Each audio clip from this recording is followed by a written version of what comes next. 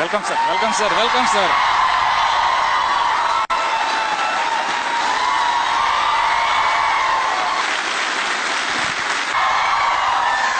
Impact program ఇది చేద్దాం అనుకున్నప్పుడే నేను సార్తో మాట్లాడడం జరిగింది. తప్పకుండా వస్తానని సార్ నాకు ప్రామిస్ చేశారు. Now I hand over this floor to Shri VV Lakshminarayana ఎగ్జైనర్. జన్మనిచ్చిన నా తల్లిదండ్రులకు విద్యాబుద్ధులు చెప్పి నాకు జ్ఞానాన్ని ప్రసాదించి మీ ముందు మాట్లాడి నిలబడేంత శక్తిని ఇచ్చిన మా గురువులందరినీ స్మరించుకుంటూ ఇంపాక్ట్ కార్యక్రమంలో మరి ఒకసారి మీ అందరి ముందు రావడం నిజంగా నా అదృష్టంగా భావిస్తున్నాను.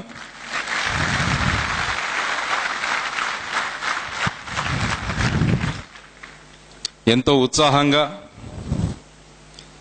ప్రజలకు ఏమన్నా చేయాలి, ముఖ్యంగా యువతరానికి ఏమన్నా చేయాలి అని గంపా నాగేశ్వరరావు గారు ఎప్పుడు తపన పడుతూ ఉంటారు.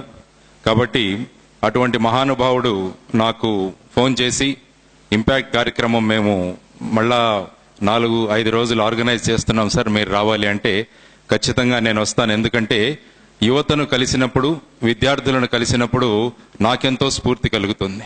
అందువల్ల ఆయన ఆ స్ఫూర్తిని పొందడానికి నాకు అప్పుడప్పుడు అవకాశం ఇస్తుంటారు. కాబట్టి మొదటిగా నేను గంపా నాగేశ్వరరావు గారికి, వారి టీంకి నేను కృతజ్ఞతలు తెలియజేసుకుంటూ ఉన్నాను.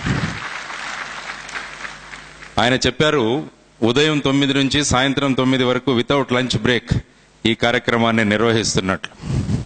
చాలా కష్టం ఈ రోజుల్లో అలాంటి కార్యక్రమాలు నిర్వహించడం. ఎందుకంటే టెస్ట్ మ్యాచ్లు చూసే ఓపికలు పోయాయి ఈ మధ్యలో. ఇప్పుడంతా మనం 20-20 మ్యాచ్లు, వీలైతే 10, ఆ తర్వాత అయితే ఇంకా 5 ఓవర్ల మ్యాచ్లకు కూడా కొన్ని రోజులకు మనం పరిమితం అయిపోతామేమో. కానీ మిమ్మల్ని చూస్తుంటే ఉదయం 9 నుంచి సాయంత్రం 9 వరకు ఎడతెరిపి లేకుండా ఈ కార్యక్రమంలో పాలు పంచుకోవడం అంటే, ముఖ్యంగా జీవితంలో ఏదో చేయాలి, సమాజం కోసం మేమేమన్నా చేయాలన్న తపన మీ అందరిలో కనిపిస్తోంది.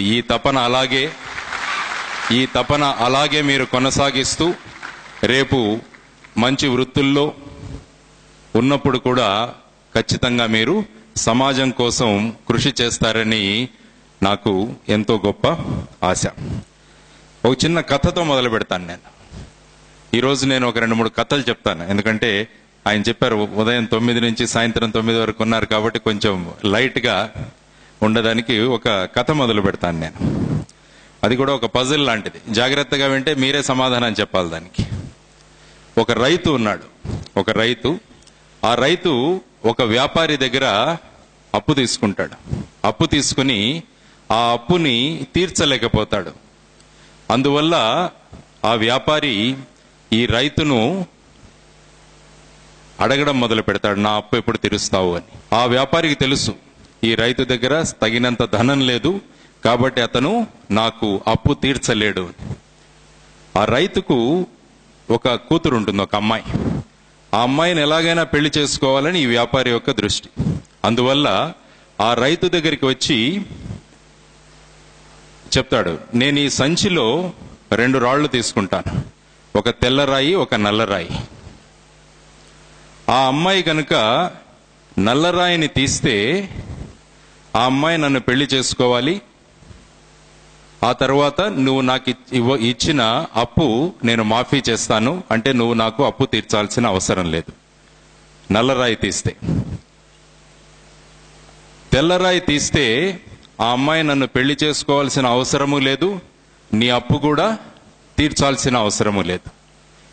కాబట్టి నల్లరాయి తీస్తే ఆ కండిషన్స్, తెల్లరాయి తీస్తే ఈ కండిషన్స్. 3వ కండిషన్ కూడా పెడతాడు, నేను నచ్చక మీ అమ్మాయి గనక ఈ 2 రాళ్లు తీయడానికి ఇష్టపడకపోతే నేను నిన్ను జైలుకు పంపిస్తాను. 3 కండిషన్ అర్థమయ్యాయి అనుకుంటాను అందరికీ. ఆ వ్యాపారి ఒక తెల్లరాయి, ఒక నల్లరాయి బ్యాగులో ఉంచబోతున్నాడు. నల్లరాయి తీస్తే ఆ అమ్మాయి అతన్ని పెళ్లి చేసుకోవాలి, అప్పు తీరిపోతుంది. తెల్లరాయి తీస్తే పెళ్లి చేసుకోవాల్సిన అవసరం లేదు, అప్పు తీరిపోతుంది. ఏ రాయి తీయకుంటే ఆ రైతు జైలుకు వెళ్లాల్సి వస్తుంది. ఈ పరిస్థితుల్లో ఆ ఒక నది ఒడ్డుకు వచ్చారు. రైతు, వాళ్ళ అమ్మాయి, వ్యాపారి. ఆ అమ్మాయికి ఇతన్ని పెళ్లి చేసుకోవాల్సిన ఇష్టం లేదు ఆ అమ్మాయికి. కానీ తండ్రి యొక్క పరిస్థితిని చూసి ఆ అమ్మాయి ఒప్పుకొని ఆ నది ఒడ్డుకు వచ్చింది. అందువల్ల ఆ వ్యాపారి దృష్టి ఏంటంటే ఎలాగైనా ఈ అమ్మాయిని పెళ్లి చేసుకోవాలన్నది వ్యాపారి యొక్క కోరిక. అందువల్ల ఆ రాళ్లను తీస్తున్నప్పుడు ఏం చేస్తాడంటే 2 నల్లరాళ్లే తీస్తాడు. తీసి సంచిలో వేసేస్తాడు. యాక్చువల్గా పెట్టాల్సింది తెల్లరాయి, నల్లరాయి. ఆ వ్యాపారి ఉద్దేశం ఏంటంటే ఆ అమ్మాయి బ్యాగ్లోంచి ఏది తీసినా కూడా నల్లరాయే బయటికి రావాలి. అందువల్ల నల్లరాయి తీస్తే ఆ అమ్మాయి పెళ్లి చేసుకోవాలి, ఆ అప్పు తీరిపోతుంది. అది వాడి ఉద్దేశం. కానీ ఆ అమ్మాయి ఆ 2 నల్లరాళ్లను అతను సంచిలో వేయడం చూస్తుంది. కాబట్టి ఇది ప్రశ్న. ఇప్పుడు తర్వాత ఏం కాబోతోంది? ఓకే, కనుక ఈ సంచిలోంచి రాయిని తీస్తే ఖచ్చితంగా అది నల్లరాయ అయిపోతుంది. అందువల్ల నేను వీడిని పెళ్లి చేసుకోవాల్సి వస్తుంది. నేను తీయను అంటే మా నాన్న జైలుకి వెళ్తాడు. అందుకని ఆ అమ్మాయి ఏం చేస్తుందంటే ఆ సంచిలో చేయి పెట్టినట్టు అలా తీసేసి సడన్ గా ఏదో అయినట్టు రాయిని వదిలేస్తుంది. అక్కడ కింద చాలా రాళ్లు పడి ఉంటాయి. కాబట్టి ఆ వ్యాపారి అంటాడు, అలే నువ్వేం చేశావు అంటే ఆ అమ్మాయి అనింది, ఇంకో రాయి ఉంది కదా సంచిలో, ఆ రాయిని చూద్దాం, ఆ రాయి ఏదైతే నేను 2వ రాయిని ఎత్తి ఉంటానని చెప్పేసి ఆ అమ్మాయి 2వ రాయి తీయమంట. ఆ 2వ రాయి తీయగానే అది నల్లరాయి అవుతుంది.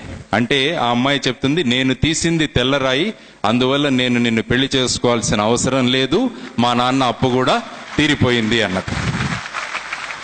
దీన్నే స్మార్ట్ వర్క్ అంటారు. Smart work.